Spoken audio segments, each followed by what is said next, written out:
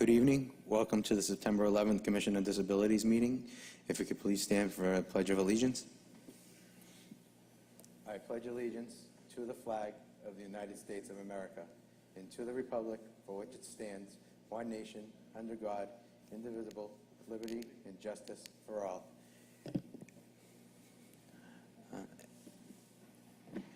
At this time, I would like to please stand in memory of 17 years of the tragic event of September 11th for all that were lost and injured in the tragic events.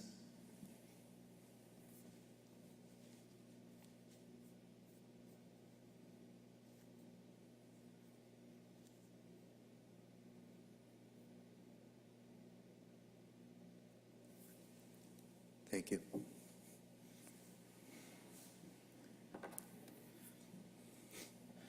Just going to take a roll call of members. Vice Chair Rick Frenny. Here. Michelle DeBellis. Present. Enza Goodwin. Present. Robert Bent. Present. And myself, Ralph DeChico. Present. The item number one, as you can see, I've changed a couple of the items on here just to make it more streamlined. The first motion is to approve the meeting minutes from August 8, 2018. I'm sure if just in case they are posted right on our disabilities page in case anybody didn't see them, so I would just need someone to make a motion and second for the approval of our meeting minutes from August 8th. I'll make the motion, Rob. I'll second the motion. Okay. Item 2 is just briefly the Dakota Commission on Disabilities Alliance monthly conference call meeting, which was on Wednesday, September 5th.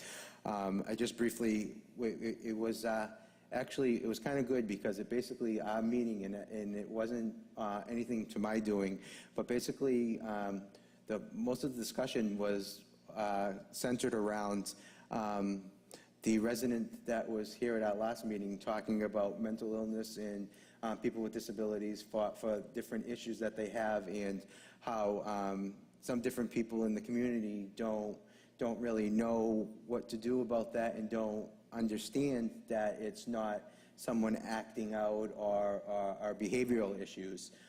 So what we're trying to do is we're trying to put together some type of an outreach program to make sure that different agencies in the community do know about it, that there are certain things that do go on that are not behavioral, and how to deal with it so that you do not have first responders coming and thinking, you know, that it's just a behavioral or somebody acting out, so that they know.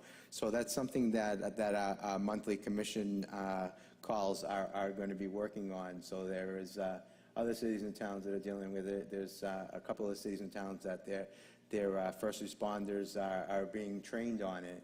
So as that progresses, that I find out more information, then I can go back to our first responders with that and see if they are knowledgeable in it, if they have been trained on it, and what their knowledge is on that. So I just basically wanted to just let you know that it was a coincidence that was our call this month after last month's Commission on Disabilities meeting. So I don't know if anybody has any questions or comments on that. Okay, item number 3 is a follow-up on the Rivera Recreation discussions regarding programs for children of all abilities. And I'm going to turn this over to both Enza and Rick, because I know they've been working on that along with Rivera Recreation Department and the Mayor's Office. So I'll turn this over to you guys. I will pass this on to Enza because she is more articulate and eloquent in delivering this message. Thank you so much. So we were fortunate enough to have a meeting last week with Mike Hinojosa from Recreation Department, as well as Dr. Josh Vidala from the school department, and Nick Romano from the mayor's office, as well as Jackie Roy and Jen Duggan.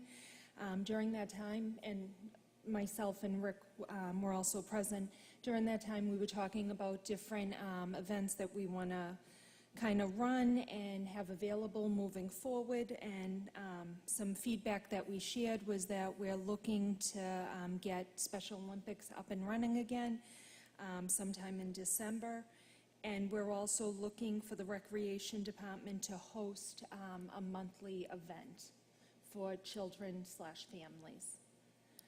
Rick, was there anything else? Yeah, well, with the, well, you really covered it all. It's the monthly events. Mike will get back to me tomorrow. I spoke to him today about something else. We're going to start off with a baseball game down at the St. Mary's Fields, and we'll go from there. And we're going to have baseball and the basketball and football and everything's going to, so these kids will be well-balanced going into the Olympics.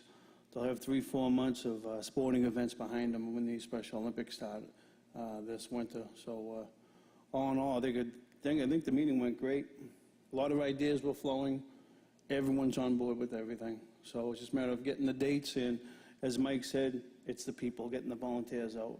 That'll be our big thing, just getting the volunteers at each event. Thank you, Mr. President. It's just chair, not president. It's not the council. Thank you, Mr. Chair. Just a couple of quick questions that I have on this, on the activities that we want to do once a month. Is it going to be similar to events that are being done right now for kids of all abilities, and is it going to be hopefully staffed as it is right now by rec center employees? Do we know? Are we still going to be working out the details of that? And We're still going to be working out the details, and as far as current Kids of All Ability events, I'm not sure if that's what you're calling the regular events that are going on right now, if you're calling those Kids of All Abilities. But as far as these events that'll be catering to children and young adults with special needs, we will be looking for volunteers, because this is one heck of an undo we're going to have to do here. We're talking baseball teams, basketball, football teams coming down, boys and girls, girls softball, boys baseball, coming down to help out the kids and young adults in the events that we have. So they'll help out. We're going to have volunteers. We're inviting the parents and guardians to come onto the field or come onto the court to help their child out. And I think it's going to be great, Ralph. I really do. just a point of information, maybe when we do try and plan some of the monthly events that we want to do, maybe we can reach out to the school department for some of the special education paras or whatnot to see about volunteering their time, since they're working with children with these all abilities and disabilities, that they know what to do. Yeah, so it's interesting you should say that. So we've been working on that in the past. It's very hard to get staff to come out to these events, partly because they are putting in a full day working with our children. So when the end of the day comes, they kind of need that break or that release from it. So in the past, we've been fortunate enough that we have had some school personnel, but we've also had a lot of retired personnel from the school department or young adults that are interested in getting into the education field. So we just feel that if we can't entice, if you will, school staff, we're going to go a different route. Now, since you're involved with the schools, do you know if any of the colleges, I know a lot of the colleges have students training in the school, is there any of them in the special education field at the schools that we could reach out to, maybe some of the colleges? So right now, Kate Malone, who is an OT specialist at the Beachmont School, is working closely with North Shore Community College. Some of their students need hours, so we're in the process of trying to make that connection there. Perfect. I think that would be great, because it's going to not only help those students that need the hours and the experience, and it's also going to help our students that we want to bring into these programs. Definitely, it'll be a win-win if we can make that connection. Thank you. One more point of information there, Mr. Chair. And correct me if I'm wrong. Dr. Vidal said they don't do the papers anymore as far as putting the updates, the events coming up in the kids' backpacks and their books.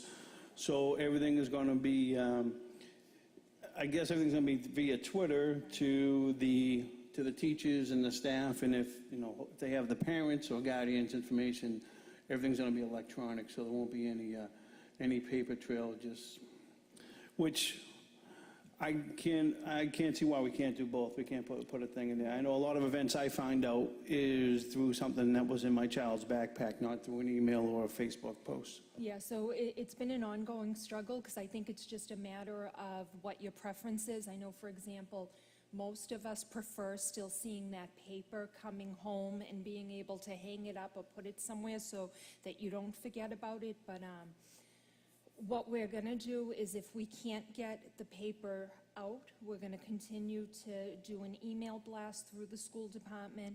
We're going to continue to post it on our Facebook page, through Twitter, and if I'm not mistaken, I think the Recreation Department is going to put it on their website as well. So hopefully through those different ways, people will find out about it. But it has been an ongoing struggle to get people to come out to these events, and we're not sure if it's that they're just not aware of it, or if it's a language barrier, but we are looking to get people out to these events. Okay, thank you. Anyone else? Okay, item number 4 is the scheduled events for September, and I'm going to turn that over to Ender and see if you also have any updates on that will be discussed. Sure, so separate from the events that the Recreation Department will be holding, Revere CPAC will be holding 2 events each month beginning this month. Our first one is next week's parent meeting.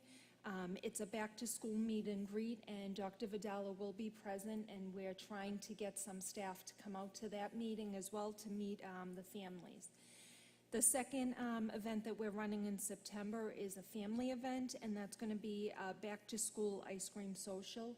That will take place, both events will take place on Monday night, one next week, one the following week at 6 p.m., and they both will take place at the Recreation Center.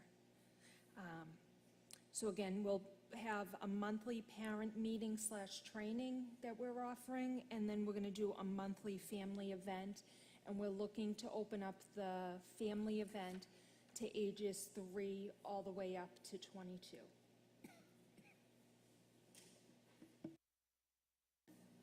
Anyone else have any events that they would like to mention? Rick, Michelle, Robert? No, thank you. Okay. Item number 5 is old business, but it's a continued discussion on ideas in COD subcommittees. I'm going to keep tabling this, and I'll explain why we're going to table this still a little bit after. Next that I have is I'm going to turn over to Rick and Robert is a follow-up update on the Children's Full Inclusion Art Program that I know we want to have a little bit of some discussion on that now. Thank you, Mr. Chair. Well, after much back and forth, I thought we had a place to go, but that hasn't been cemented yet. So I reached out to, once again, Mr. Michael Hinojosa, and he has offered the rec center Thursdays from 3 p.m. to 4:30. So it will be a 90-minute inclusion, art inclusion class. Now, we just have to decide, Robert, if we want to do this event once a week for 5-6 weeks, or do we want to do it twice a month, or we want to do it once a month for 6 months to take us into, end of winter of 2019, take us into like February or March. The person that's going to help us, Diane, she's fine with her whether we do 6 months, 6 weeks, and she's coming, just volunteering to help us set this up. So what do you think, Robert, as far as 6 weeks, 6 months, bi-weekly? I would think my personal preference is to do it once a week. Keep the kids involved, keep them excited about it. Once a week, 5-6 weeks. So what do you think? Yeah, I totally agree with you. I totally think once a week, 5-6 weeks to get it going, see how it goes with the parents and the kids, and then take it from there and see if we can do more programs, or we can keep up with that or whatever. And I spoke to Mr. Chair earlier as far as ordering supplies, so he'll send us the list where we can order from. I'll run it by the art instructor. She will, we know the cost, what we have. She'll tell us, she'll let us know what she would like to order for this class, assuming there's going to be 10 to 15 children, young adults there. That's what I'm guessing. And then, obviously, Mr. Chair will do all the legwork once again and get the art supplies order for us. Thank you, Thank you, Mr. Chairperson. My only two questions are, well, actually, one question and one just thought. I've already spoken to my job at Target and talked to our finance, our human resource manager, and they're willing to get volunteers to help us with the program. So I'm going to speak to her again tomorrow when I go in and hopefully get that going. My only other thing is, like I spoke to you last night about, do we have a timetable where I'm going in for surgery on the 24th? I'd like to have some kind of idea where I am with it. We can get this up as soon as we get the supplies up and running. So if the supplies take a couple of weeks, we could start it in 3 weeks. If the supplies take 4, I'm hoping hope we could start it, Robert, at the end of the month. Maybe the last Thursday, or what's today? Today's the 11th, 12th, 13th. Maybe we could start it by the 27th. Give ourselves 2 weeks to promote it, advertise it, send it out to all the children that may be interested, and go from there. Yeah, I want to turn this over to Enza because she knows and Michelle may know the best way to publicize this. Because we want to be, my suggestion is we would want to publicize this, this is going to begin on Thursday. We're looking for Thursdays from 3 to 4:30. If you're interested to sign up, see what we get for a time. I wouldn't want to start this probably until mid-October because we want to be able to get out there and get the most people. So that's why I was trying to get this done a while ago. So you want to give it at least a good month possibly of publicity, so I need some ideas on how we can publicize this. So just 2 things before we get to publicizing it. Most of the elementary schools don't get out till about 2:45. So by trying to start it at 3 o'clock, you're running tight on time. The other piece to it is a 90-minute session. I know we're going to open this up to all ages. 90 minutes is a pretty long time to sustain the child or the young adult's interest while there, if we're focusing specifically like on an art type project or an art type experience. I would almost say, if possible, maybe the 3:30 or even 3:45 to 4:30, like a 45-minute session, I think might be just enough. And at that point, they've been in school all day, they've had an event, they're probably going to be getting pretty hungry at that point. Or even 4 to 4, yeah.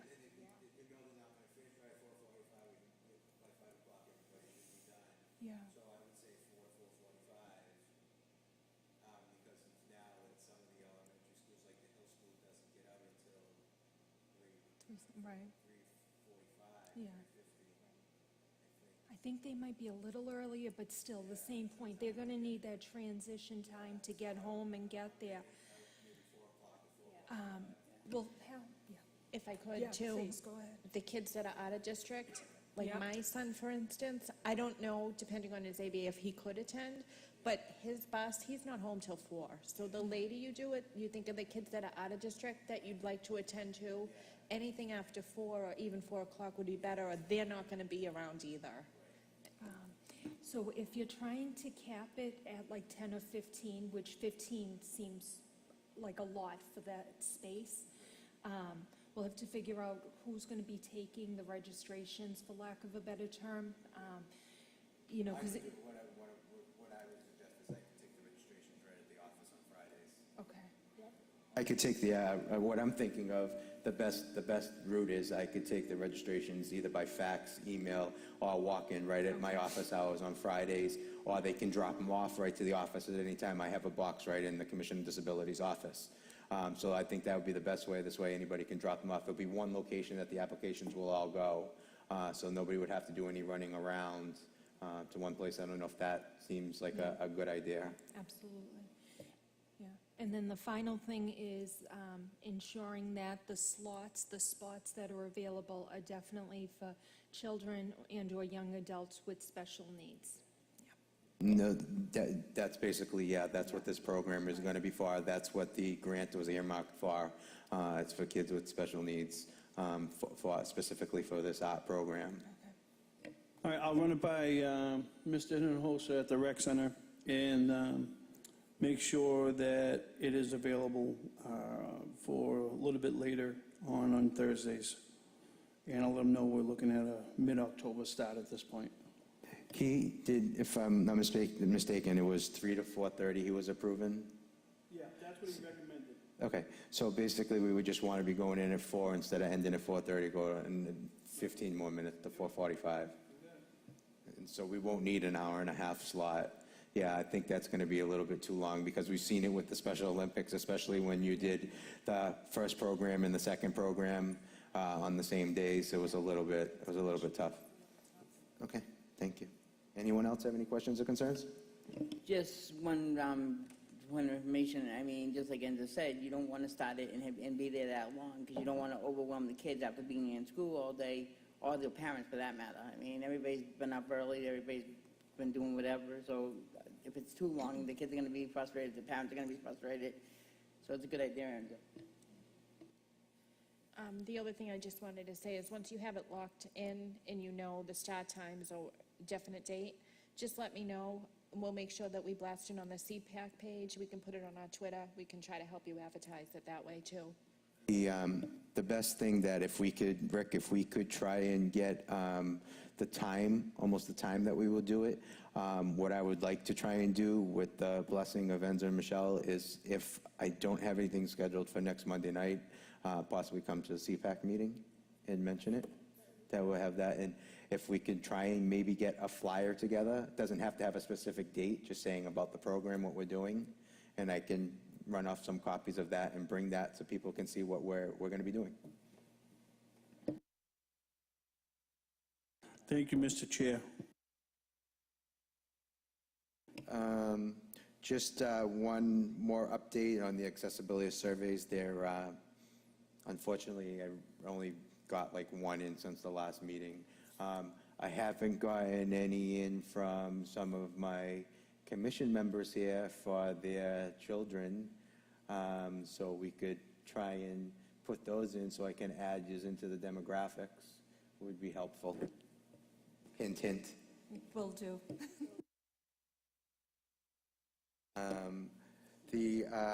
A couple of late items that are not on the agenda. The Commission on Disabilities, as you can see, has two open seats for anyone that would like to volunteer to be on the Commission on Disabilities. I've spoken with the Mayor's office and also had sent an email to Human Resources. Hopefully within the next few days, it will be getting posted on the city website that we are looking for two people to join on our Commission on Disabilities, and it will detail what's needed to be sent in. So we will be looking on that, and it's an appointed position. So we are looking for members that will help us in our mission for the disabled residents of Revere. So we're hoping that we could find some members that are some residents that are interested in helping us with our mission and doing the good for our disabled residents in the community. And if anybody has any questions or comments on that.